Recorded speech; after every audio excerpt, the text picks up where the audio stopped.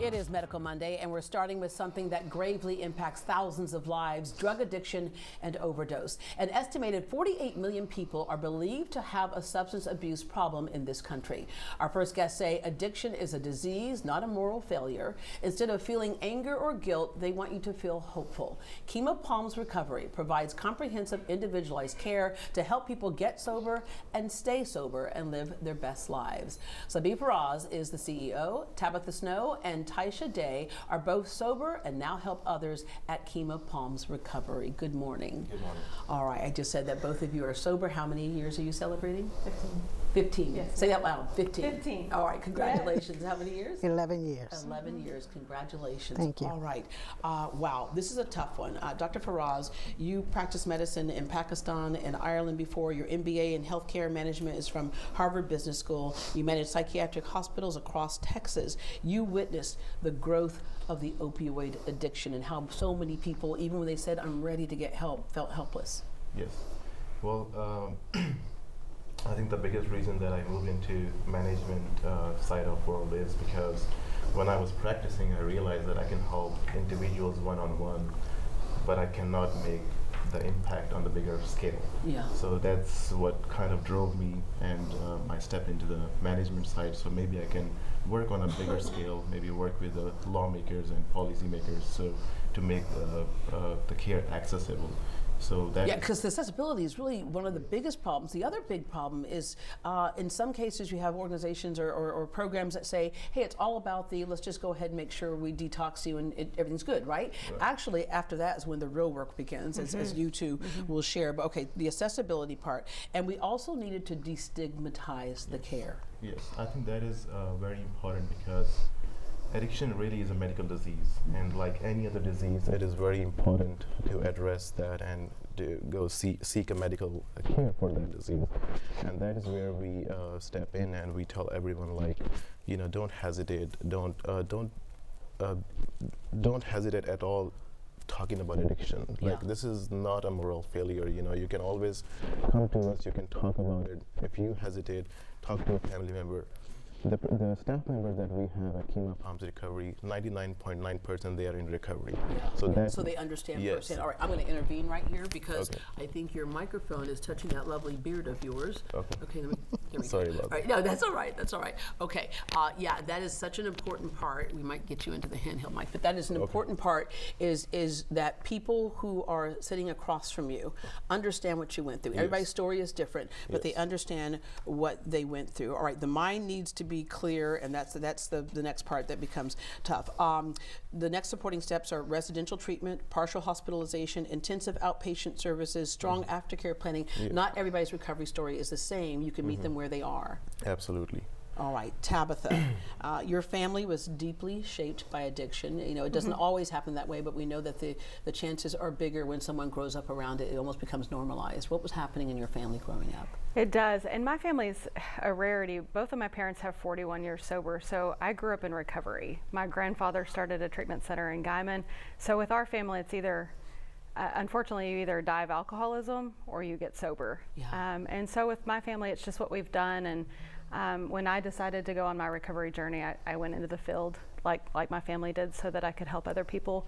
Family impacts so hard of their support is needed, and those who have the family that's still using out there, we have to rally around them and become like their family. And you think we who do you that. would turn to would be family, but if family also has If the addiction families- problem, you really can't, because it's like they will support each other in the addiction, if you will. And they will. Yeah. And they will drag each other down in the addiction. And so then we have to just become their family. What was your coming to Jesus moment, where you just dropped to your knees and you said, I just can't do this anymore?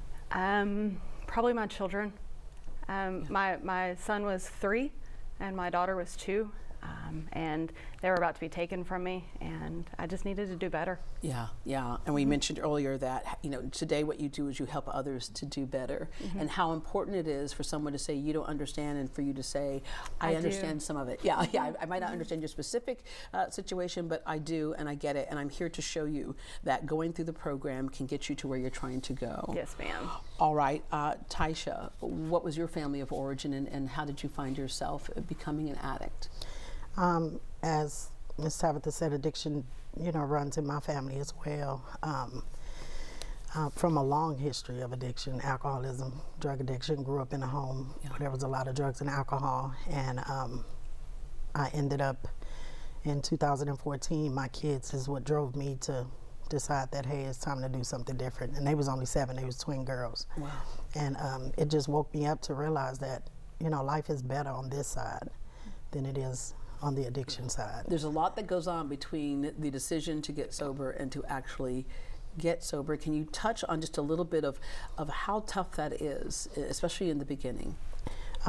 One of the toughest parts is not realizing that you have an addiction. You know, when you're accustomed to it, you know, you become a product of your environment, so it looks normal.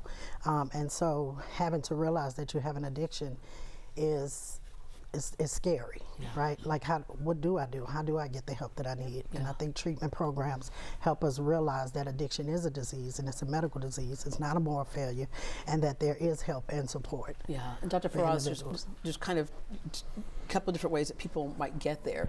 Obviously, things like opioids. You can be somebody who had the best life growing up. Yes. You know, but if you're messing around with an opioid, just the human body, what will happen is addiction 99.999% of the time will happen, right? Yes. And then there are other people who are using for other reasons, like escaping, depression, escaping their environment. So that's the other thing that you do at Kemah. It's not a one-size-fits-all, as we said earlier. Yes. You first determine what got this person into addiction. We talked about family of origin earlier, where Right. it's almost normalized. And then for others who parents will say they're shocked. There are people who will come in and say it was never going to be me. But so you have to address them from both sides. Yes. So we have both medical and psych team 24/7 available. So people with more mental health background, we make sure that they consult with our medical providers, and then the second step is for them to go see our counselors. So that is our first step in the care. We make sure that we have individualized care plan for each individual. That is our goal. So we take that all the way till the 4th month. Yeah, we talk about how that's where the tough work starts and continues, but for example, for a lot of people, it's winning back the trust of your loved ones who may have been enablers in the beginning, but had to cut you off. But you have to go through that program. So you involve the family in this as well. Yes, ma'am. Yeah, we call the family as soon as one comes in. We have a family program on Thursdays. We have family on Sundays. We have a very characterized group for the families so that they can come in, and the families can continue to come. So even after the client graduates the program, the family can come so that they can be supported as well. It's very hard on a family to watch their loved one just die. Yeah, and then of course the shame part. There are a lot of things you might have to do to keep that addiction going, and you want people to understand that you have to put that aside. Absolutely. And you help them through that too. The shame is, it's hard. Yeah. You know, shame is hard. It's tough on the individuals to face some of the things that they have to face, and I think that that's what makes it hard for them to want to go to treatment. But once they get there and realize that they're not alone, it pushes them to want to do better. Yeah. The other thing that makes it so tough for people to go to treatment is the cost. You can hear some crazy costs across the board, but you will work with families. We always work. If you have insurance, you don't have insurance, whatever, just call us. Yeah. We'll work with you throughout. We have great payment plans, and in fact, we scholarship a lot of our clients. We try to give them 30 days complete residential level of care. Yeah. Even if insurance companies are not paying us for complete 30 days, if we get paid through insurance for 24, 25 days, we scholarship that on Kemah Palms Recovery. We want to make sure that they get the treatment that they deserve. All right, and I want to end with intervention is a TV show. A lot of people have seen that. Intervention can look different with different people.